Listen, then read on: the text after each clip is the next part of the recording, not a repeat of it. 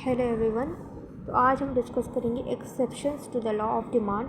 जो भी law of demand में एक्सेप्शंस आते हैं, अभी तक तो सारी चीज़ें डिस्कस हो रही थी कि कोई भी जब प्राइस बढ़ता है तो डिमांड कम होती है, या फिर इनकम बढ़ता है कोई भी कंज्यूमर का तो उसकी डिमांड बढ़ जाती है, पैसा आता है तो डिमांड बढ़ जाती है, और प्राइस महंगी होती है कोई चीज़ें तो उसकी डिमांड कम हो जाती है। ये सारी चीज़ें तो डिस्कस हो चुकी है, मगर यहाँ पे कुछ एक्सेप्शंस भी हैं to the law of demand के कि all the demand curve is always downward sloping. हमेशा डाउनवर्ड स्लोपिंग होता है क्योंकि प्राइस और डिमांड में हमेशा इन्वर्स रिलेशन होता है, इसीलिए डिमांड कर्व हमेशा डाउनवर्ड स्लोप में रहता है, जैसे कि यहाँ पे वाई एक्सिस है और यहाँ पे डाउनवर्ड स्लोप है। But there are some exceptions, पर इसमें कुछ एक्सेप्शंस भी आते हैं।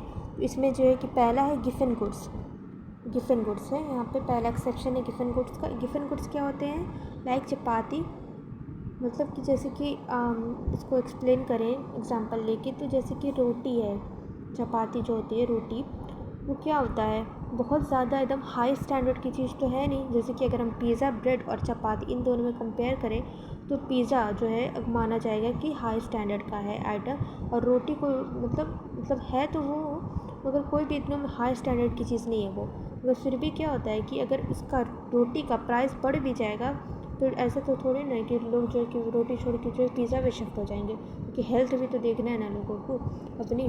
भले ही एक दिन खा लें, 2 दिन खा लें, मगर फिर उसके बाद से वो रोटी की प्राइस अगर बढ़ेगी तो भी लोग रोटी ही प्रेफर करेंगे, पिज़्ज़ा ब्रेड थोड़ा ना लेने लगेंगे अगर चपाती की प्राइस अचानक से बढ़ गए तो then also bread is purchased by the all people even its price increases और कंज्यूमर इनकम इंक्रीजेज।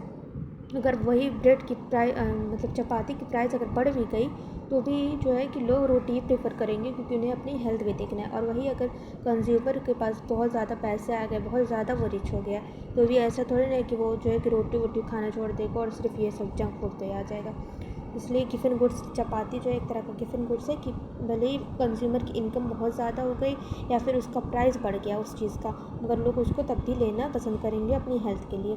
ये होता है गिफन गुड्स। दूसरा है वॉर के टाइम में क्या होता है, during war times demand of good does not effect with change in prices because they want to store food for future use. Also in case of depression, war के time में या फिर depression या फिर कोई भी कैलेमिटी आती है, जैसे कि कोई भी फ्लड आ गया, ड्रॉट हो गया, ये सब चीज़ें में क्या करते हैं लोग कि प्राइस अगर बढ़ भी रहा है तो ये नहीं देखते हैं कि उसकी डिमांड कम कर दें।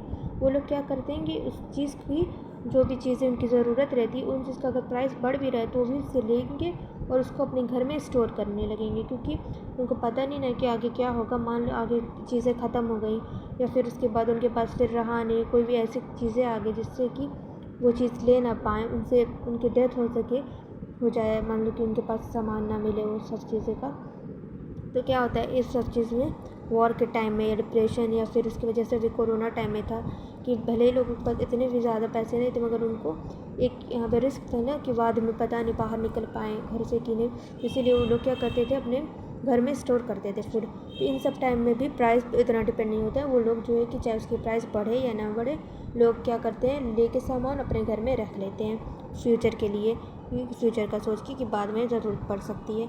उसके बाद थर्ड है वेबलन इफेक्ट और इग्नोरेंस इफेक्ट। इसको वेबलन इफेक्ट भी कहते हैं और इग्नोरेंस इफेक्ट, दोनों एक ही है। गिवन बाय प्रोफेसर वेबलन ने इसको दिया था, इसलिए इसका नाम वेबलन इफेक्ट है।